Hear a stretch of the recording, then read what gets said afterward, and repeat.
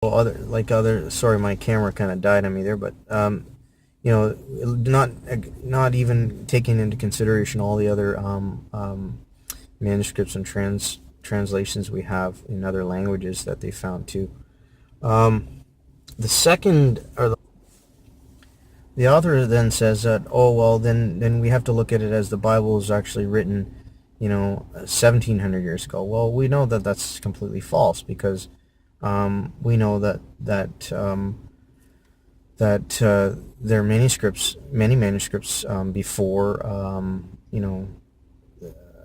300 AD. We can piece together, each day we get closer and closer to the originals by the manuscripts that are being found.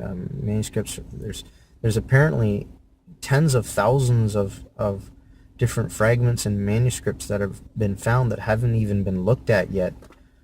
So, we have a great testimony of Scripture throughout the centuries, even in the early centuries too as well. So to suggest that, oh well, then the Bible really was written 1700 years ago, I think is just a little bit naive there, and he's just trying to sow doubt into the people's minds who are listening to his videos. He lastly says that just call it a book of mythology. But I would say, well, hold on a second. You're calling it mythology because you presuppose that what was written originally is not even close to what is written now, or what we have in our Bibles.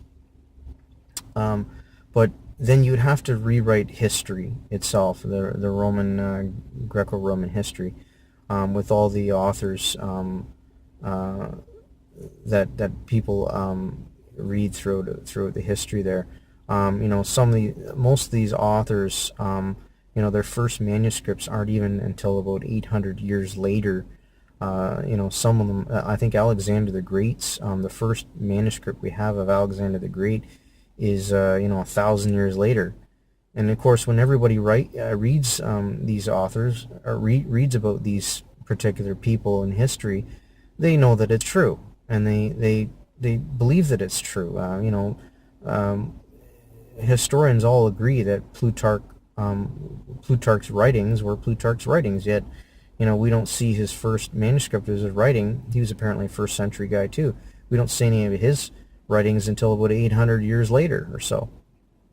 Yet they believe that what was written by him was accurate, and they believe that with many of the other historians. But when it comes to the Bible, well, that's a different story. We can't trust that.